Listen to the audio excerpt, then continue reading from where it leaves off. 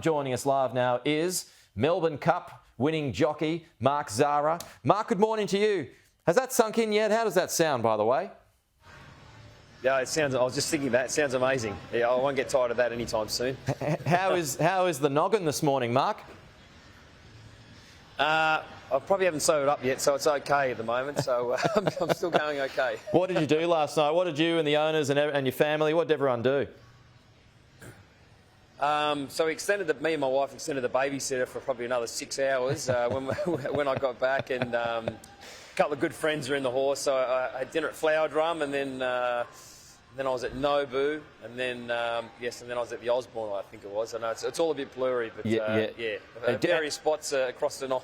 No doubt about that. Yeah. So let's go to the race now. I mean, did you execute it according to plan perfectly? Take me through the thought process, particularly those last 100, 200 metres.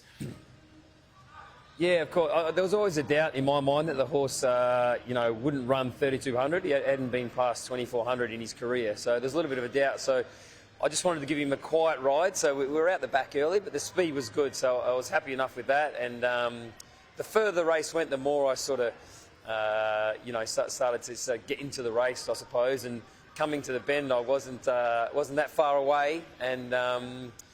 Yeah, in the straight, I hit the front probably about the 250 metre mark, which, I mean, it was the right time, but still when you look up, the Flemington Straight's very long, and when I got to the front, you look up and all you can see is people, and the winning post is still a fair way away. I was worried that I might get run down, but to the horse's credit, when the second horse challenged at probably about the 150, he dug in, and yeah, the rest is history. Well, you got run down in the Caulfield Cup only a couple of weeks ago. So was that on your mind as you approached the finish line?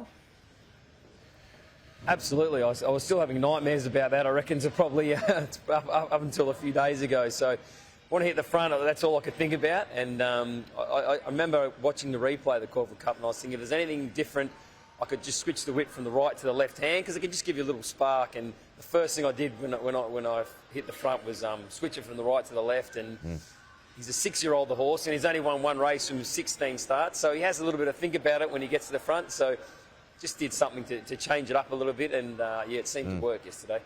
Yeah, no doubt about that.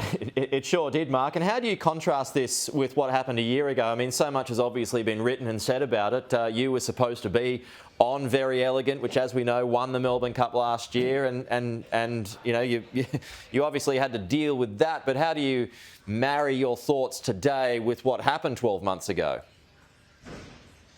Yeah, I mean, it's quite surreal. Like, for me, I'm a heavyweight rider, so I don't ride that light. So I get limited opportunities when it comes to Melbourne Cup. And I was thinking, I would, obviously, this time of year, you get, everyone, they run through last year's race, and you see her winning. And it was definitely something in my mind, like, you're stuffed up and you may never get another chance again. And the fact that I got an opportunity a year later and for the horse to win, it's quite unbelievable. It's so satisfying. Yeah, no doubt about that. Well, Mark, I know it's a busy morning for you, but appreciate you squaring away from time for us. So one more time, Melbourne Cup winning jockey Mark Zahra, thank you.